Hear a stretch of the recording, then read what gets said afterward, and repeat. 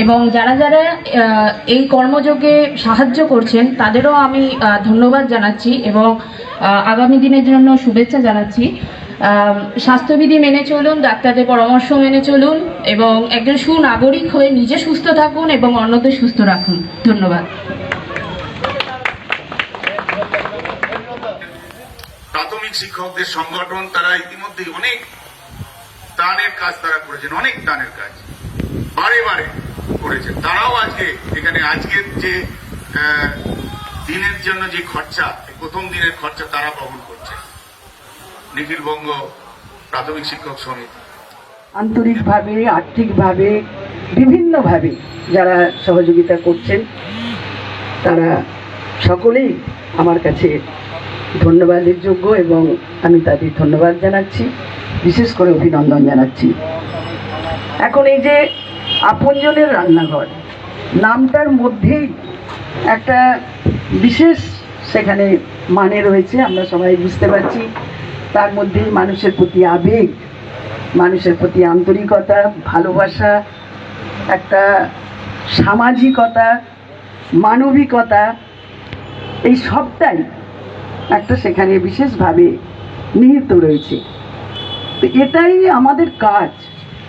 আমরা যারা নিজেদেরকে সামাজিক মানুষ হিসেবে মনে করি, আমরা যারা মানুষের দরদী হিসেবে মনে করি, আমরা যারা শোষিত নিপীড়িত মানুষের উন্নত ভবিষ্যতের স্বপ্ন দেখি, তাদের জন্য লড়াই সংগ্রামকে এগিয়ে নিয়ে যাই, আমাদের কি এটাই কাজ। আপনারা লক্ষ্য করবেন যে পৃথিবীর দেশে দেশে আমরা এই কাজটাই করছি। সেখানে একদিকে করোনাকে রুখে দেওয়া, অন্যদিকে মানুষের পাশে দাঁড়ানো, সব দিক থেকে তাদের সেই চেষ্টা অনেকখানি আমাদের এগিয়ে যেতে সাহায্য করছে। আমাদের দেশে যদি দেখি, কেরালায় একটা সরকার, সেই সরকারটাকেও আপনারা নজিরবিহীনভাবে দেখছেন, আমরা সবাই দেখছি। একদিকে করোনা এই পরিস্থিতিকে মোকাবিলা করা, তার পাশে সমস্ত কিছু ফ্রিতে, খাদ্য, চিকিৎসা, সেখানে সবজি দেওয়া শুরু হয়েছে, বিদ্যুৎ ফ্রি, সব কিছু ফ্রিতে। মানুষের দায় দায়িত্ব সরকার নিয়ে নিয়েছে। এটাই তো দুঃসময়ে, যখন সবচেয়ে বেশি মানুষ দুর্দশাগ্রস্ত, অসহায়, হতদরিদ্র, শ্রমজীবী, খেটে খাওয়া, গ্রামের কৃষক, শহরের শ্রমজীবী, সকলের পাশে দাঁড়ানোই এটা হচ্ছে আমাদের সরকারের রাষ্ট্রীয় কর্তব্য, দায়বদ্ধতার মধ্যে পড়ে।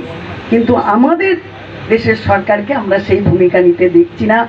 আমাদের রাজ্যের ক্ষেত্রেও আমরা দেখছি সবটাই প্রায় উদাসীনতার মধ্যে দিয়ে চলছে।